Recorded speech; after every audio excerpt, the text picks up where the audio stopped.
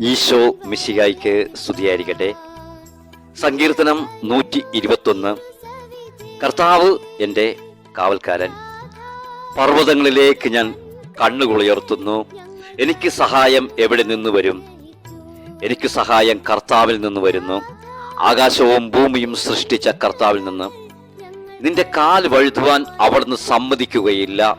നിന്നെ കാക്കുന്നവൻ ഉറക്കം തൂങ്ങുകയില്ല. ഇസ്രായേലിന്റെ പരിപാലകൻ മയങ്ങുകയില്ല, ഉറങ്ങുകയുമില്ല. കർത്താവാണ് നിന്റെ കാവൽക്കാരൻ.